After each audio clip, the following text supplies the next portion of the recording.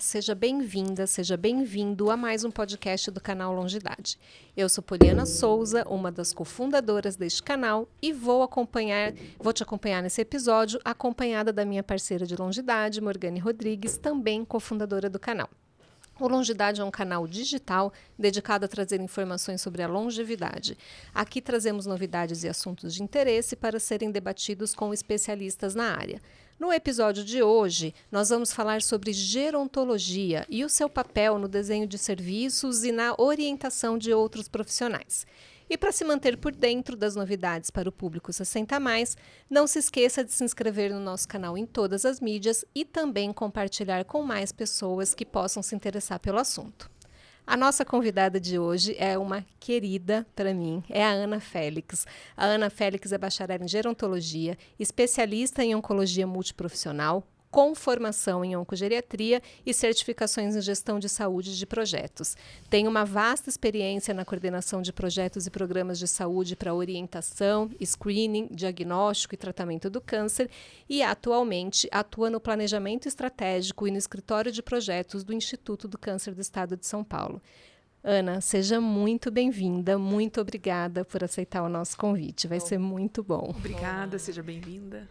Obrigada a vocês, agradeço a oportunidade de estar aqui nesse canal que trata com tanta seriedade sobre as questões do envelhecimento, então, para mim é uma grande satisfação. Muito obrigada. A Ana é uma pessoa que leva essa bandeira do respeito ao envelhecimento de uma maneira muito importante. Eu sinto que isso é um propósito para ela, né? E fico feliz que ela tenha seguido esse caminho. E a gente sabe que o envelhecimento, Ana, ele trouxe aí diversas modificações e desafios para a sociedade em todas as esferas da sociedade, né? E para superar esses desafios, a gente tem que ter conhecimento sobre o que é o envelhecimento e sobre todas as suas dimensões e sobre aquilo que ele pode trazer para a sociedade, tanto do ponto de vista de desafios quanto de oportunidades, né? E quando a gente fala de oportunidades, eu acho que grande parte dessa oportunidade vem também com o surgimento da necessidade de novas formações, de novas áreas de estudo, né, dentro do envelhecimento. E muita gente não sabe, Ana, o que faz um gerontólogo. O que faz um gerontólogo, né? Como se dá essa formação e onde esse profissional pode atuar? Perfeito. Então, acho que eu vou iniciar lembrando o que é a gerontologia, né, doutora Poliana? É um campo multi e interdisciplinar que busca entender e descrever o processo de envelhecimento, né, e em suas determinantes biopsicossociais, sempre com o propósito de melhorar mesmo as condições de assistência e de cuidado mesmo dessa população. E aí, conforme você bem colocou em sua introdução, com o envelhecimento da população, nós temos alguns desafios, assim como também muitas oportunidades. E o curso de bacharel em gerontologia da USP surge exatamente como uma resposta para tentar ajudar nesses desafios e nessas oportunidades. E aí o curso, ele o gerontólogo, na verdade, né, o bacharel em gerontologia da USP, ele é um profissional generalista, também humanista, e crítico e reflexivo, que busca, que está preparado, na verdade, para gerenciar o envelhecimento e a velhice. Então, a atuação, ela se dá em diferentes instâncias nesse sentido, né? Então, nós temos profissionais em instituição de longa permanência, centros dias, hospitais, clínicas, na saúde suplementar, enfim. Em diversas áreas, inclusive áreas que a gente não imaginava inicialmente, mas que também estão vivenciando os desafios e as oportunidades do envelhecimento e que nos têm dado espaço, inclusive na área financeira. Muito interessante. Abre uma possibilidade, né, de atuações das pessoas. A gente fala tanto, o mercado do envelhecimento, a economia prateada, e a gente esquece de falar muitas vezes dessas formações que vêm, inclusive, focando melhorar a qualidade de vida, né, da pessoa que está envelhecendo. Eu acho que tanto no seu individual, mas também pensando na questão social, de como é que a gente melhora a sociedade, né, para essas pessoas viverem. E eu vejo que o gerontólogo, ele tem um papel social também, né? Assim, eu queria que você falasse um pouquinho sobre isso. Qual que é o papel social desse profissional? Com certeza. Nós temos o papel de fomentar essa mudança de mentalidade, nós precisamos mudar, né, nosso olhar e a maneira como a gente trata do envelhecimento e da velhice. Então, criar novos significados, novas representações sociais. Não é mais eficaz organizar a sociedade apenas com base na idade cronológica. Isso é evidenciado através de ações discriminativas, que a gente sabe que impacta de diferentes formas, de formas importantes, aí, com efeitos a longo prazo, sobre a saúde, sobre o bem-estar e sobre a própria dignidade humana. Então, acho que a gente vem muito com esse papel também de fomentar mesmo essa mudança de mentalidade e ajudar mesmo as comunidades a favorecerem os diferentes grupos etários, a promoverem as capacidades dos idosos e a permitir que eles sigam envelhecendo bem, com saúde, participando da comunidade, da forma como eles conseguem. E mantendo ele com o máximo de autonomia, com o máximo de independência. E naquele momento em que ele estiver um pouco mais frágil, né, fornecer todo o cuidado que se faz necessário. Mas a gente sabe que, e vocês vêm tratando desse assunto e trazendo vários casos aqui, a gente sabe que eles mantêm uma boa capacidade, várias habilidades e que tem muito que contribuir ainda com a sociedade. A gente precisa dar espaço para que isso aconteça. É interessante, eu acho que nesse ponto, eu trazer um pouco da minha experiência e um pouco da minha vivência nesse sentido, porque geralmente quando a gente levanta essa bandeira e essas discussões, a gente tem uma reação dentro da nossa cultura, né, dentro do nosso país, uma reação um pouco assim de que, isso é muito utopia, isso é muito teoria, né? E, de uma forma geral, as pessoas acolhem bem o que eu coloco, ou os meus discursos, assim como do gerontólogo de uma forma geral, da própria gerontologia, mas não acredita ser possível a prática, né? Então, é lindo o conhecimento, é lindo a teoria, mas como que a gente faz isso na prática, né? E, de fato, a gente tem uma teoria e tem um conhecimento que é extremamente válido. Então, a gente tem várias evidências já em literatura, a gente tem vários documentos importantes aí que a Organização Mundial de Saúde publica e que são importantes, como, por exemplo, essa campanha contra o etarismo, que recentemente eles criaram. E isso vai embasar sempre as nossas discussões, mas eles têm razão quando eles falam que é difícil pensar na prática, né? De fato, essas teorias não trazem todas as respostas que a gente precisa. E o grande desafio é construir soluções juntos, né? Então, é junto com a família, é junto com a sociedade civil, com os profissionais de saúde, é junto com o governo, né? Esse é o grande desafio. Um outro ponto também que eu escuto muito quando eu levanto essas discussões é do próprio idoso que diz assim, mas esse não é o seu lugar de fala. De fato, eu não vivencio essa experiência, né, de ser um idoso e de passar por todos os desafios que está por trás disso. Mas a gente precisa começar a falar, a gente precisa começar realmente a se desprender dessa questão etária e todos construírem juntos, né, e aproveitarem as oportunidades que esse envelhecimento tem trazido. E um outro ponto também que é importante é as pessoas se sentirem ameaçadas, né, pelo idoso e por aquele que está defendendo o idoso, né. Então, eles tendem a achar que, nossa, eu vou ter que abrir mão da minha liberdade, eu vou ter que abrir mão das minhas aquisições ou dos meus sonhos para atingir isso que você tá levantando e está defendendo, né? E, na verdade, esforços, eles são precisos, sem sombra de dúvida, mas assim como nas outras etapas da vida e durante todo o nosso curso de vida, né? Esforços são necessários, cuidados, todos precisamos de cuidado, e uns um pouco mais, outros um pouco menos, isso independe muito da idade, né? Obviamente que a gente sabe que existem alterações do processo de envelhecimento que acaba implicando em um idoso precisar, às vezes, de um pouco mais de cuidado, mas, de uma maneira geral, o ser humano precisa ser cuidado, né? Então, eu acho que essa é a bandeira que a gerontologia e que o bacharel em gerontologia vem trazer também, abrir essas discussões, né? Que são importantes não só para o idoso, mas para todo mundo. Para a sociedade, né? De uma forma geral. Você estava falando e eu estava aqui pensando, a gente quando é jovem, a gente não pensa que a gente vai envelhecer, né? Assim, parece distante, né? Parece distante, mas a gente está envelhecendo todo dia e se algum dia, né, por alguma razão, problema de saúde, seja lá por que for, eu tiver uma necessidade maior de ser cuidada, eu quero ser bem cuidada, né? E não tem por que a gente achar hoje, né, que um investimento maior nessa população, né, na população 60 mais, quando a gente fala de políticas públicas, de saúde, em todas essas questões, eu não posso pensar que isso está me tirando alguma coisa.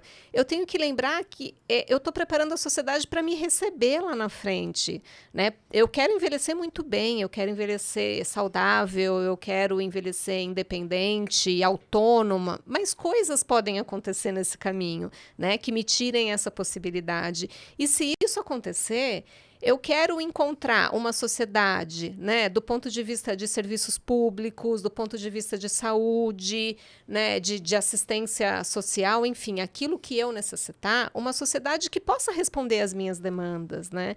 Então, para mim, é difícil entender essa questão das pessoas, às vezes, mais jovens não entenderem isso, né? Como é que você não pensa no seu futuro? Isso é pensar no seu futuro, né? Exatamente. E aí é outro papel também, eu acho, que nós temos, né, de pensar em políticas públicas e pensar em programas que atendam às demandas específicas do idoso, mas que também atendam às demandas de todos os outros grupos etários, né? Isso é extremamente importante. Outro papel que temos também é de falar de envelhecimento saudável, né? A gente precisa educar para o envelhecimento. E aí eu não falo só de hábitos de vida saudáveis, mas de repensar em alguns significados mesmo que a gente foi modificando, eu acho que no decorrer da nossa sociedade, da nossa evolução, né? Então, repensar nas relações familiares, repensar na questão de interdependência, né? A gente, ao longo da vida, até pelo modelo financeiro, enfim, fomos sendo convencidos de que a gente pode viver sozinho, né? E focado muito em si mesmo. Mas nós somos seres interdependentes e a gente precisa também levantar muito essas discussões quando a gente fala em envelhecimento, né? Para que a gente consiga realmente construir uma sociedade que seja favorável a todas as idades e a todos e que promova realmente a dignidade humana, né? De uma forma geral, independente de idade cronológica. Uhum. E, Ana, eu fiquei curiosa, assim, toda essa conversa aqui. Você tem como exemplificar isso? Como é que acontece, assim, sei lá, no real, assim, da sua experiência? Sei lá, citar algum exemplo de atuação, de como você conseguiu organizar, como teria um exemplo, alguma coisa? Eu acho que a sua própria experiência, né? A Ana tem uma vasta experiência em trabalhos voltados para desenho de serviço para pessoas 60 mais, né? Acho que, de repente, contar um pouquinho dessa sua experiência. Sim, com certeza. Nós estamos preparados para fazer uma avaliação biopsicossocial do idoso, né? E uma avaliação inicial uma classificação inicial de risco. Né? Então, tudo começa, na verdade, com essa conversa, com essa aproximação do idoso, em tentar entender em que condições atuais ele se encontra, né? Entender a rede de suporte social e etc. A partir dessa avaliação biopsicossocial, inclusive, nós temos um instrumento que se chama PAGE, que tem sido aprimorado, a gente espera que seja validado para fazer essa classificação. E aí, a partir daí, a gente consegue, então, identificar quais são os profissionais que a gente precisa acionar para fazer parte desse plano de cuidado desse idoso e entregar a ele realmente aquilo que ele precisa, aquilo que é mais adequado. E aí eu falo tanto em microgestão, no sentido mesmo de uma assistência ali domiciliar e mais próxima, quanto também em macrogestão, né? Quando a gente fala em serviços de saúde ou equipamentos sociais que queira atender as necessidades do idoso. Então, de uma forma geral, é dessa forma que a gente tem que a gente constrói o cuidado do idoso. E eu acho que uma coisa que é extremamente importante que eu tento manter na minha prática é uma proximidade com o próprio idoso, né? Então, a gente não apenas constrói para o idoso, mas com o idoso. Como eu estava falando no início, né? Não existe um manual de instrução. Existe, sim, um grande aporte teórico que a gente utiliza, mas a prática é totalmente diferente, né? E aí, nesse sentido, eu concordo quando as pessoas me questionam, né? De que, às vezes, parece realmente uma utopia. E as soluções, elas vão aparecendo e vão sendo construídas com o próprio idoso, com a própria família, com a própria rede de suporte que está ali perto dela, né? Uma das questões que a gente debate muito é a questão da institucionalização do idoso, né? Instituições de longa permanência para idoso. Num primeiro momento, existe as pessoas tendem a achar que nossa, aquela família é horrível, ou, enfim, colocar o idoso naquela instituição, né? Enfim, a gente sabe que eu considero como a última opção, mas é uma opção, né? A depender da situação em que ele se encontra e dos riscos ao qual ele está exposto, talvez a melhor opção seja institucionalizá-lo. E garantir que lá naquela instituição ele vai conseguir a segurança e o cuidado que ele precisa, né? Fazendo com que seja respeitada a relação que ele tem com o mundo e com a vida, né? E que seja garantido, obviamente, que o básico, né? As atividades de vida diária e a segurança nutricional e outras questões que a gente sabe que são importantes e que são básicas, né? Mas eu acho que é mais nesse sentido mesmo, assim, de fazer uma avaliação mesmo biopsicossocial de risco, saber envolver os profissionais adequados. O gerontólogo tem uma visão, como eu disse, generalista, então ele precisa também saber qual é o momento certo de acionar os outros profissionais, né? E ir construindo junto com o idoso, junto com a família, encontrando ali uma melhor solução para o que se fazer, assim, né? Se for pensar em uma questão mais prática ou de experiência, geralmente as famílias nos chamam para fazer essa avaliação, porque eles estão muito perdidos com relação a como cuidar desse idoso, né? Então, de repente, era um idoso que a vida inteira foi muito independente, ele passa a ser um idoso dependente, e agora, né? Como que eu vou agregar as atividades de vida diária desse idoso às minhas atividades, isso eu estou falando como um cuidador geralmente familiar, e fazer com que ele siga bem com uma boa qualidade de vida, né? De uma maneira geral, o familiar ele tende a achar que isso vai gerar muito esforço e vai acabar com a vida dele, né? E que eu não vou dar conta. E aí pensar junto com esse familiar que, é sim possível, a gente consegue encontrar uma solução equilibrada e que atenda bem as duas partes. Obviamente que não depende necessariamente apenas do idoso e da família, então por isso que a gente tem que pensar realmente em políticas públicas. Nós precisamos pensar em um apoio para esse cuidador familiar, porque, de fato, é difícil, é estressante conciliar a rotina ali de cuidados do idoso com a própria rotina. A gente sabe também que tem uma questão muito forte socioeconômica aqui no país, então isso também impacta bastante. A gente precisa ter algum tipo de incentivo, de apoio, também econômico, mas é isso. Eu acho que não existe um manual de instrução, mas a gente vai junto com o idoso, com a família, com a rede de suporte, com quem mais a gente conseguir envolver, os profissionais de saúde, os profissionais certos e corretos, construir aí uma solução que seja mais adequada e que atenda bem a todo mundo, né? Mantendo o idoso em segurança, mas também entendendo as dificuldades, né, de quem está envolvido, né? Esse é um dos desafios.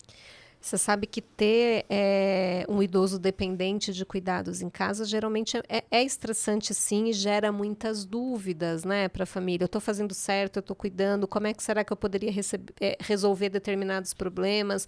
E a maior reclamação das famílias é isso mesmo, assim, eu não encontro quem me oriente, né, quem possa me ajudar nesse processo, quem possa me ajudar a me organizar a rede de cuidados, né, isso é uma coisa importante. Até quando ele fica doente, né? Exatamente, né? Para quem que eu peço ajuda? Não é só perda de funcionalidade, mas quando ele realmente fica doente mesmo, como Alzheimer, por exemplo, né? Sim. E precisa, né, de mais ajuda.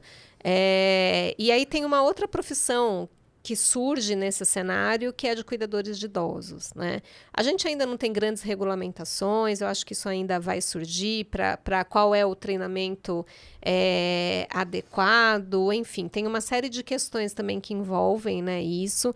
As famílias geralmente têm muito medo de colocar alguém, né, com o seu familiar, principalmente quando ele tem um quadro demencial, por exemplo, e ele não pode me relatar o que está acontecendo naquele cuidado do dia a dia, né? Mas a gente tem ótimos profissionais, né? Assim, que fazem isso realmente como um propósito, enfim, com um carinho imenso, e que procuram também formações para que eles saibam cuidar. E eu acho que o gerontólogo também tem um papel aí na orientação desses cuidadores para instrumentalizar, né, esses cuidadores para que possam exercer a atividade do cuidado de um idoso.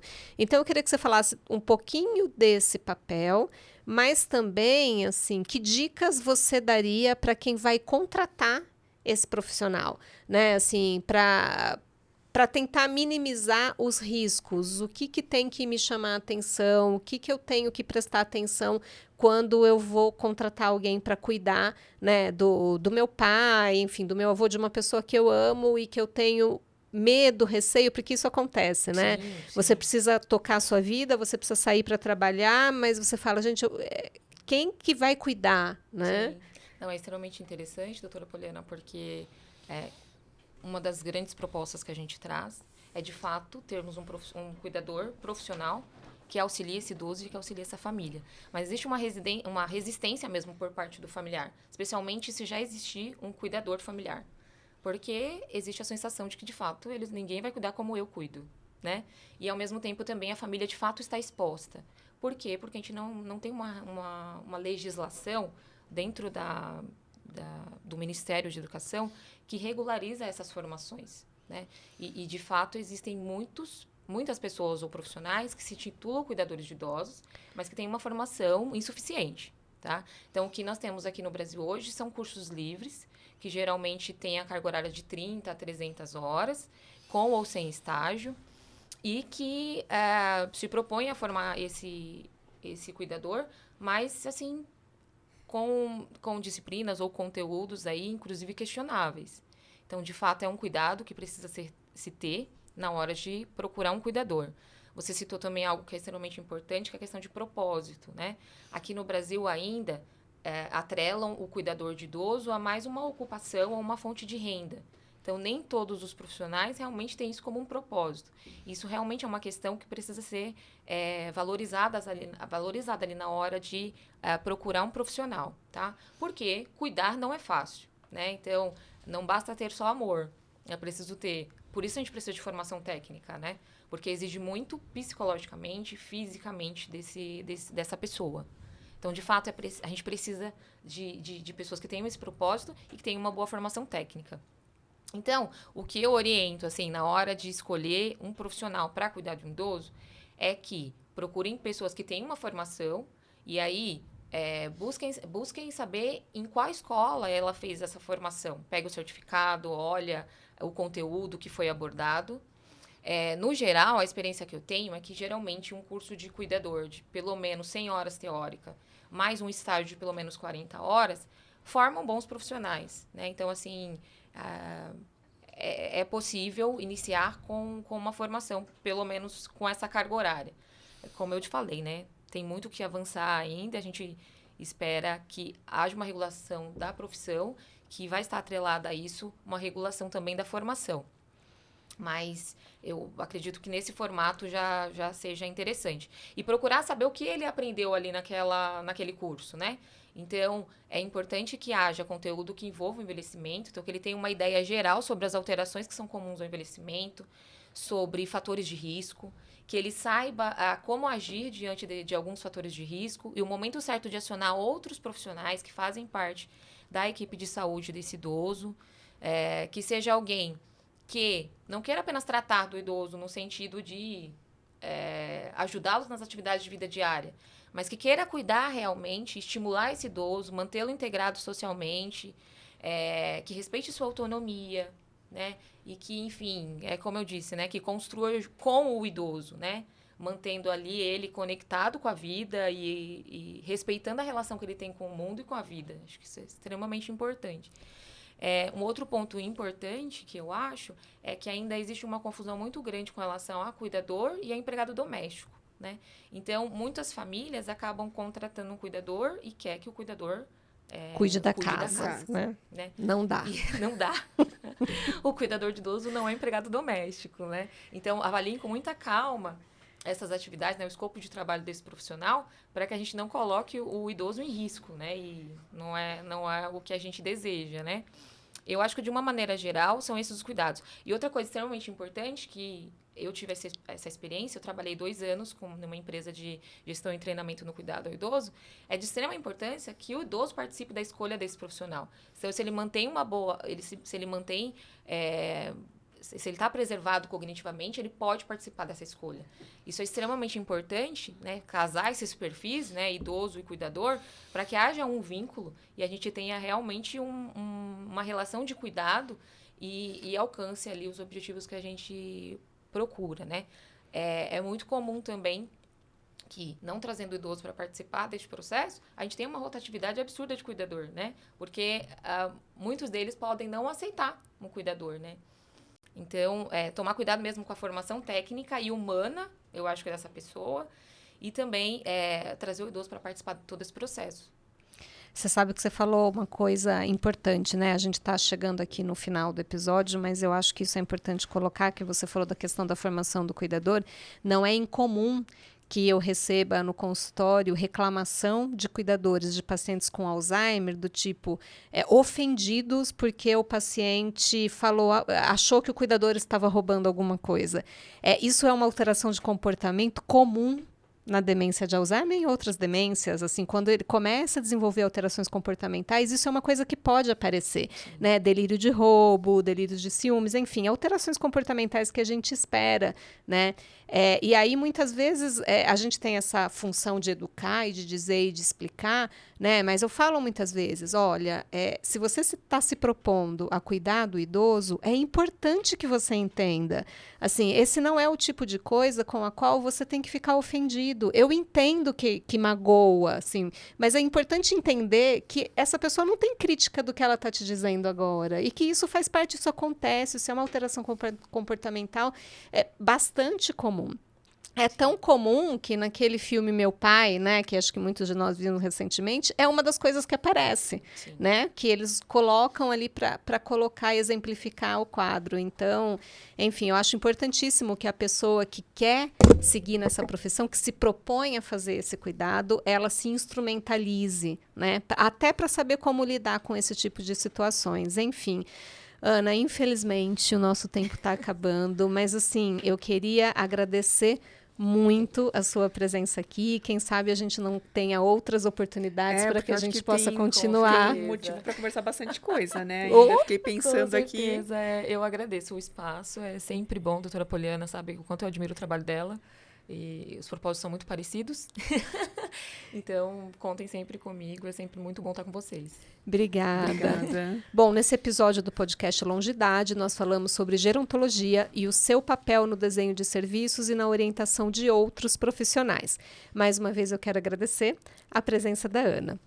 Lembrem-se de se inscrever no nosso canal e acompanhar o Longidades nas redes sociais para que você possa ficar informado e desenvolver uma longevidade com saúde e qualidade de vida. E não deixe de comentar quais são os temas, quais são os assuntos, quais são as pessoas que vocês gostariam de ver por aqui. E nós nos vemos nos próximos episódios. Até mais!